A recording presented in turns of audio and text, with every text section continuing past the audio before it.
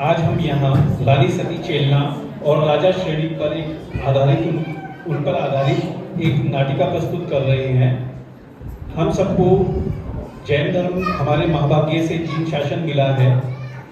हमें जिनवानी की आज्ञा अनुसार हर वक्त अपने परिणामों को संभालने में प्रयासरत रहना चाहिए, क्योंकि किसी भी जीव की आयु और गति का बंध मंद परिणामों में ही होता है। स्वाध्याय ही हमारा ऐसी मार्गदर्शक है जो हमें स्वयं की पहचान कराकर हमें वेद ज्ञान में निमित्त होती है। आज की इस प्रस्तुति के माध्यम से बस यही संदेश देना चाहते हैं कि निरंतर अपने परिणामों को संभालना चाहिए और सच्चे देवशास्त्र गुरु का ही अनुसरण करना चाहिए। हमें नहीं पता कि कब किन वचनों या किस देशना से हमारा श्रद्धांत सम्यक हो जाए। तो आइए चलते हैं महारानी चेलना के भवन में, जहां वह बहुत उदास बैठी हैं और अपने सखी से वार्तालाप कर रही हैं।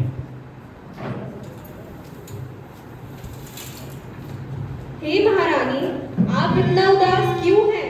राजा जी के महल में इतने वैभव, ऐश्वर्य में और राजा जी का प्रेम सब तो है अनुकूल, फिर भी आप इतना उदास क्यों हैं?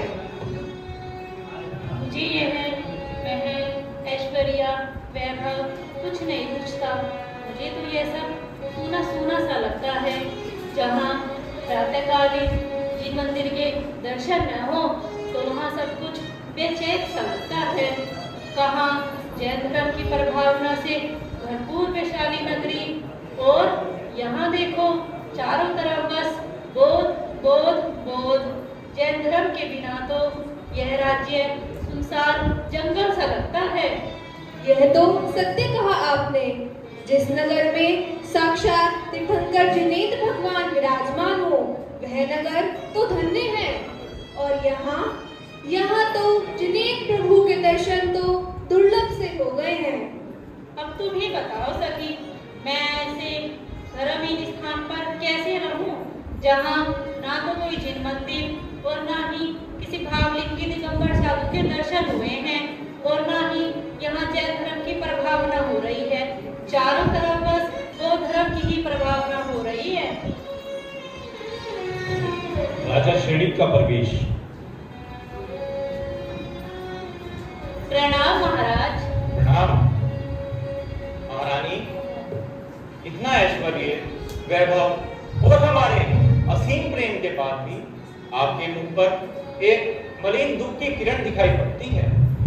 महारानी, इसका क्या कारण है? महाराज, मैं आपसे एक बात पूछना चाहती हूँ। कहिए। जब एक लड़की विवाह कर अपने ससुराल में आती है तो एक पत्नी का यही कर्तव्य है कि वह अपने पति के साथ पूर्ण विश्वास से रहे। परंतु आप ही बताइए महाराज, यदि कोई पति अपनी पत्नी के साथ छल करे तो उसके साथ क्या होना चाहिए? छल? हमारी नगरी में यदि कोई पति अपनी पत्नी से छल करे या पत्नी अपनी पति से छल करे तो उसका उत्तर क्या होना चाहिए? सुनो, जब कोई लड़की अपने विवाह कर अपने पति के साथ रहने आती है और यदि उसका पति उसके साथ छल करे तो उसका तो जीवित रहना ही योग्य नहीं है। कौन है वो जिसने हमारी राज्य की सीमा के अंदर अपने पति के साथ अपनी पत्नी के साथ छल किया है? तो आप जानना ही चाहते हैं महाराज, तो अपना दिल पत्थर के समान बना सकते हैं। तो सुन लीजिए महाराज, वह छल करने वाला और कोई नहीं, आप है महाराज, आप हैं। हमने तुम्हारे साथ छल किया है? महारानी, जब से आप विवाह कर इस महल में आई हैं, तब से हमने आपको प्रेम के वशीभूत होकर ही देखा है, और आपने हमें छल करने वाला कह दिया, हमें धोखेबाज कह दिया। महारानी, ऐसी कौन सी बात है जिस कारण आप ऐसा कह रही हैं? महाराज, विवाह से पहले आपने मुझसे कहा था कि राजकुमारी चेलना, तुम हमारे राज्य में अपने जैन धर्म की प्रभावना कर सकती हो। परंतु जब से मैं आपके इस राजमहल में आई हूँ, तब से ना तो किसी जिन मंदिर के दर्शन हुए हैं भावलिंगी दिगंबर साधु के दर्शन हुए। ओ, यदि तुम्हें जिन मंदिर नहीं मिला, कोई भावलिंगी साधु के दर्शन नहीं हुए, तो तुमने अपने पति को छल करने वाला कह दिया, उसे धोखेबाज कह दिया। क्या तुम्हारा धर्म तुम्हें यही शिक्षा देता है? तुम्हारे धर्म के अनुसार तो तुम्हें अपने पति का धर्म स्वीकार करना चाहिए, परंतु और रही छल की बात, तो तुम्हारा धर्म यही कहता है तुम अपने उस जैन धर्म को छोड़ो और हमारे बौद्ध धर्म को स्वीकार करो। महाराज, आप मुझे नहीं समझ पाए तो किसी और को क्या समझेंगे? मैंने जैन कुल में जन्म लिया है और सच्चा जैन वही कहलाता है जो मर भी जाए और मिट भी जाए, परंतु अपना जैन धर्म कभी न छोड़े। ओ, बड़ा घमंड है तुम्हें अपने जैन धर्म पर। तुम्हारे जैन धर्म ने तुम्हें आज तक दिया ही क्या है? तुमने सिर्फ अपने नग्न दिगंबर साधुओं को देखा है। कभी मिलो हमारे साधुओं से जो त्रिकाल के ज्ञाता होते हैं, भूतकाल को घटा सकते हैं, वर्तमान काल में परिवर्तन कर सकते हैं और भविष्य काल को भी बदल सकते हैं। तुम्हारे जैन धर्म ने तुम्हें सिर्फ मूर्ति पूजा के पीछे दौड़ाया है। हमारे धर्म को फिर देखो, हमारे यहाँ जीवंत इंसान भगवान के समान बने बैठे हैं। भूल जाओ अपने उस धर्म को और हमारा धर्म स्वीकार करो। क्या जान रही हूँ आपके धर्म को? वो धर्म में क्या जो दूसरे धर्म को छोटा गए, वह धर्म पत्थर के समान होता है। चलो एक काम करते हैं, मैंने आज कुछ बौद्ध साधुओं को बुलाया है। तुम उन्हें भोजन कराना और उनसे तत्व की चर्चा सुनना। यदि तुम्हें ठीक लगे तो हमारा धर्म स्वीकार करना। मैं तुम्हारी प्रतीक्षा करूंगा।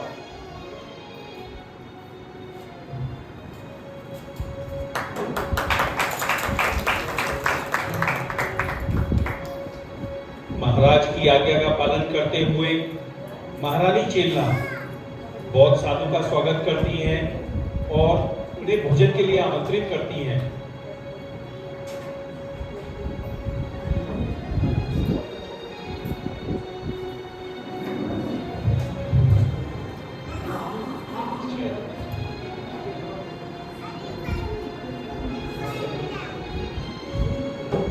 अपने महाराज की आज्ञा का आदेश का पालन करने के लिए वो बौद्ध गुरु को भी भोजन परोसती हैं और उनका स्वागत करती हैं।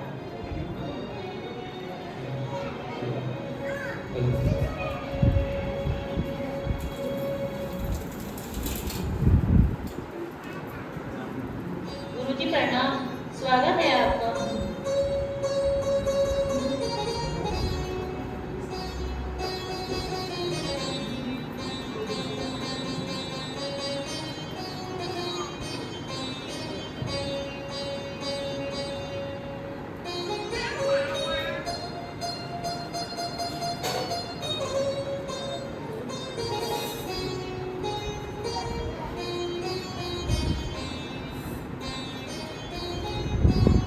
देवी, आज सुबह ही हमें महाराज से ये बात ज्ञात हुई कि आप हमारे राज्य में रहकर भी जैन धर्म और दिगंबर साधुओं की आराधना और स्तुति कर रही हैं।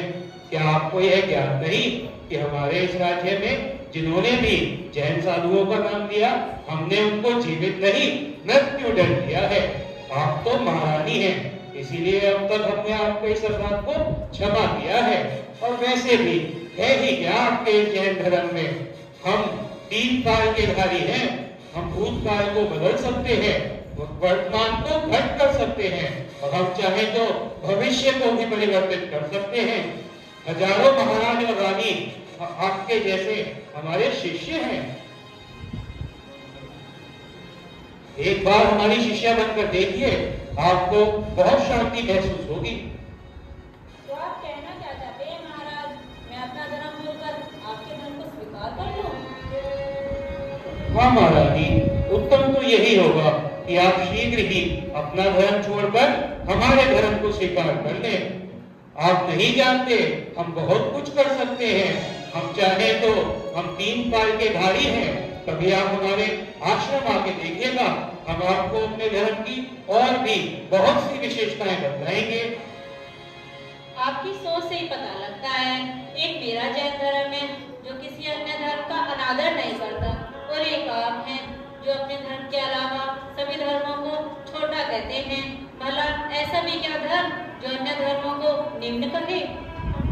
महारानी, हम यहाँ आपके धर्म की बातें सुनने नहीं आए हैं।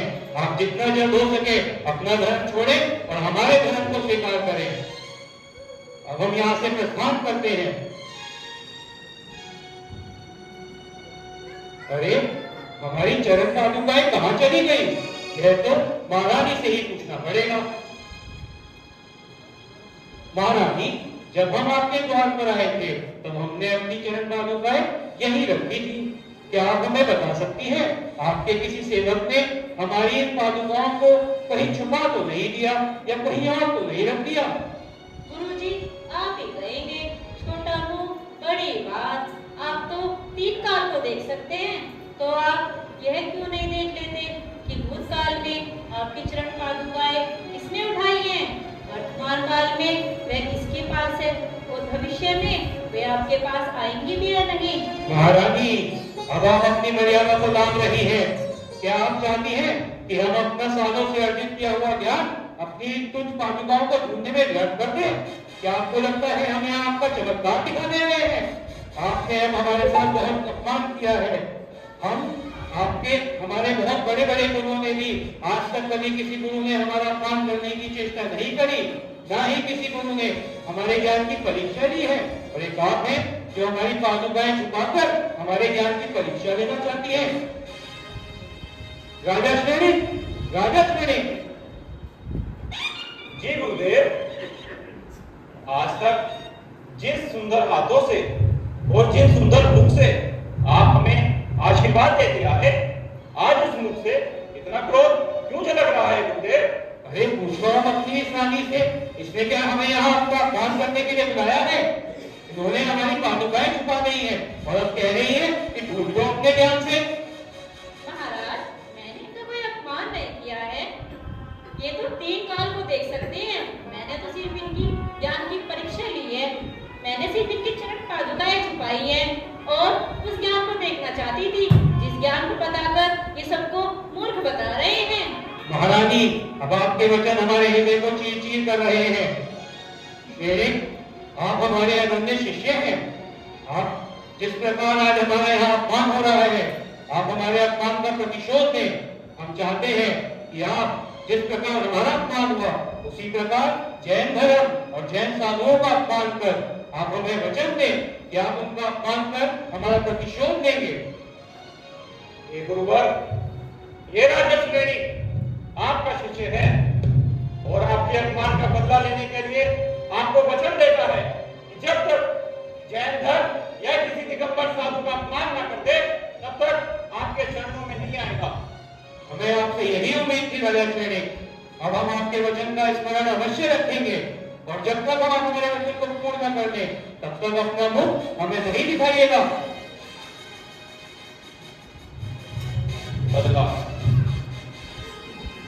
बदला लेना पड़ेगा। गुरु के वचनों की सौगंध जो खाई है।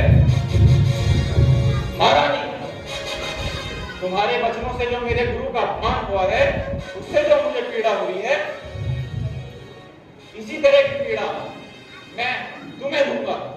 ये स्मरण रखना। बदला देना पड़ेगा।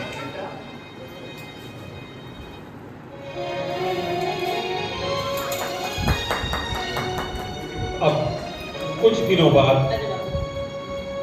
राजा श्रेणी जंगल में शिकार के लिए जाते हैं, तो वहां उन्हें साधना में लीन एक दिगंबर साधु दिखाई देते हैं और उन दिगंबर साधु को देखते ही अपने गुरु का अपमान का प्रतिशोध लेने का वचन याद आता है और विभिन्न यत्नों से दिगंबर भावलिंगी मुनि को अपमानित करने का प्रयास करने लगते हैं।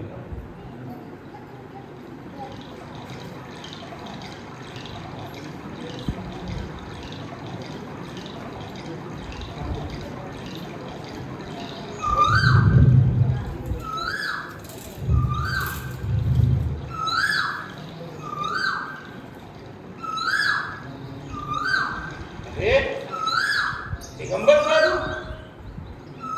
आज अवसर मिला है अपने गुरु के अपमान का बदला लेने का। दिगंबर साधु, ओ दिगंबर साधु, देखो तुम्हारे सामने परवट भुजंग समान राजा श्रेणी खड़े हैं। खोलो अपनी आंखें। अरे बड़े ढीठ हो। राजा श्रेणी के सामने भी अपनी आंखें नहीं खोलते। अब देखो मेरी माया को। वो जंगल के राजा सिंह कहां है? यदि अपने प्राणों की रक्षा चाहते हो तो मौत खाओ इन्हें और कोटि कोटि कर दो इनकी।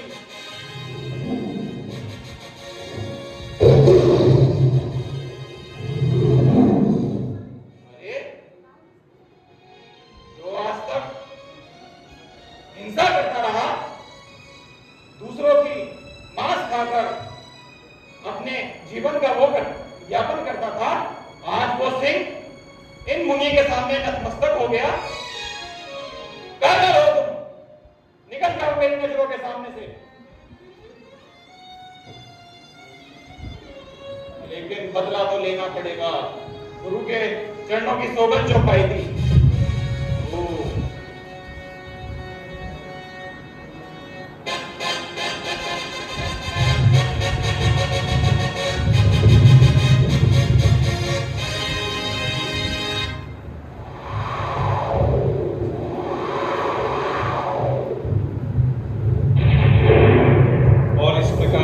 राजा श्रेणिक ने यशोधर मुनि के गले में मरा हुआ सर्प डाल दिया। ये दिगंबर मुनि, अब जब तुम्हारी साधना भंग होगी और तुम जब इस सर्प के रक्त की बूंदों को देखोगे तो यहां से तुम दबाकर भाग जाओगे। आज हुआ मेरे गुरु के अपमान का बदला पूरा। अब महारानी चेलना को जाकर महल में बताता हूं।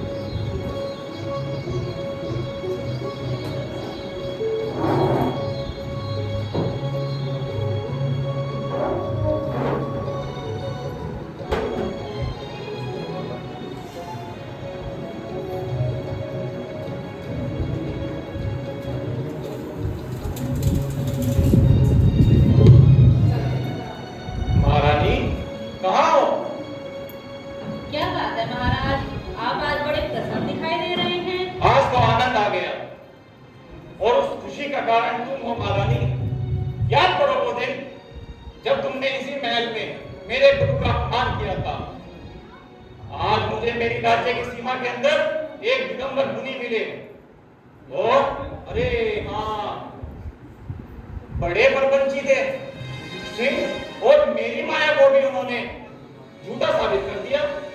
परंतु मैं भी राजा श्रेणी हूं। मैंने एक मरा हुआ सर्प उनके कंठ में डाल दिया। अब देखना जैसे ही उनकी साधना भंग होगी और वो उस रक्त को देखेंगे, वहां से धूम दबाकर भाग जाएंगे। हे प्रभु, ये क्या किया महाराज आपने? एक मुनिराज पर सर्प डाल दिया, इतना बड़ा अवसर कर दिया आपने। हे महाराज, ना आपने अपनी पत्नी को जाना, ना आपने अपनी पत्नी के जैन धर्म को जाना, और ना ही जैन धर्म के दिगंबर मुनि को जाना। महाराज, अगर वो भावलिंगी दिगंबर साधु हुए तो चाहे धरती पर प्रलय आ जाए, परंतु वे अपनी साधना से कभी नहीं डीबते। अरे बड़ा अभिमान है तुम्हें अपने धर्म पर और उन ढोंगी साधुओं पर, तो मुझे भी अभिमान है अपने धर्म पर। तुम देखना प्रातः काल तक वो वहां से खुद भाग खड़े होंगे। क्या तुम यदि वो वहां नहीं मिले तो क्या तुम अपने धर्म को छोड़कर हमारा बौद्ध धर्म स्वीकार करोगी? महाराज, अगर वो मुनिराज वहां से उठकर चले गए तो मैं रानी चेलना अपना जैन धर्म छोड़कर आपका धर्म स्वीकार करूंगी। परंतु अगर वो वहां से नहीं गए और वे भावलिंगी दिगंबर साधु हुए और वहां से बिल्कुल भी नहीं मिले, तो महाराज आप बताइए। महाराज, यदि ऐसा हुआ तो मैं राजा श्रेणी तुम्हें यह वचन देता हूं कि अपना बौद्ध धर्म छोड़कर जैन धर्म स्वीकार करूंगा। चलो शीघ्र चलो। अब राजा शैनिक अपने अभिमान में चूर रानी को जंगल की तरफ लेकर चल दिए, क्योंकि उन्हें तो पूर्ण विश्वास था कि दिगंबर साधु तो वहां से चले गए होंगे।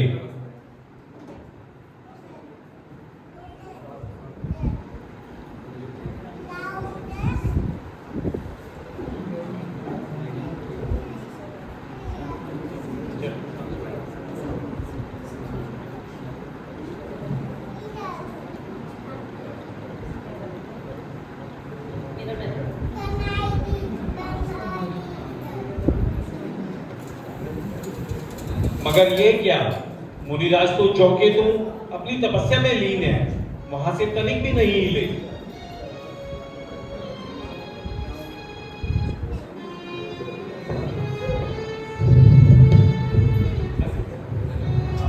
राजन ग्लानि से भरकर भक्ति भाव से हाथ जोड़ते हुए मुनिराज के गले से सर उतारते हैं। हे मुनिराज, ये मैंने क्या कर दिया? एक मरा हुआ सर आप जैसे साधु के गले में डाल दिया, जिसके रक्त के कारण करोड़ों लाखों चींटियों ने आपके शरीर को छलनी कर दिया, परंतु देखो आपके मुख पर क्षणिक भी दुख का आवाज नहीं है। मुझे क्षमा करें धीवर, मुझे क्षमा करें, मुझे क्षमा करें। मुनिराज अपनी तपस्या से बाहर आए, अपनी आंखें खोली और बोले, राजन, धर्म वृद्धि हो। हे राजन, जिस जैन धर्म को तुम हमेशा छोटा कहते आए हो, उस जैन धर्म में उत्तम क्षमा सबसे बड़ा गुण है, जो कहता है पाप से बचो, पापी से द्वेष मत करो। और मुनिराज तो सभी को धर्म वृद्धि का ही उपदेश देते हैं, और मुनिराज सब जीवों के प्रति करुणा और कल्याण की भावना रखते हैं। हे मुनिराज, मेरे जीवन का चक्र बताइए। मुनिराज अवधिज्ञानी थे। राजा श्रेणी, तुमने जो मुनि पर उपसर्ग किया है, उससे तुम 7वें नरक की आयु का बंध करते हो, मगर तुमने आत्मग्लानि से जो पश्चाताप किया, उससे तुम 7वें नरक की जगह पहले नरक में आते हो। और जिस प्रकार तुम्हारा जीवन अब जैन धर्म के अनुकूल रहेगा, तो किसी प्रवृत्ति से तुम आने वाले समय में तीर्थंकर प्रकृति का वध कर रहे हो।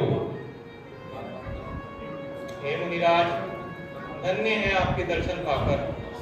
मैंने इतना दुख आपको दिया, उसके बाद भी आपके मुख से आशीर्वाद ही निकलना है। धन्य है मुनिराज, धन्य है।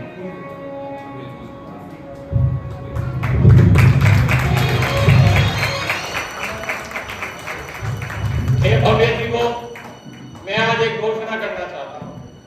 आपको ज्ञात ही है कि मैं बौद्ध धर्म को मानता था, परंतु महारानी चेतना के प्रताप से मुझे सच्चे वस्तु स्वरूप का ज्ञान हुआ और जैन धर्म मिला। संसार में जिन धर्म ही सर्वश्रेष्ठ है, इसलिए मैं आज से बौद्ध धर्म छोड़कर जैन धर्म स्वीकार करता हूँ और ये घोषणा करता हूँ कि शीघ्र ही हमारे राज्य में जिन मंदिर का निर्माण हो। देखिए किस तरह से रानी के साथ राजा के भी भाव बदल गए। इसीलिए कहते हैं कि अपना जीवन स्वाध्याय में जरूर लगाएं, क्योंकि सच्चे देव शास्त्र के निमित्त से और गुरु की भक्ति करने के निमित्त से क्या पता कि कब हमारा जीवन बदल जाए और हमारा श्रद्धांत सम्यक हो जाए।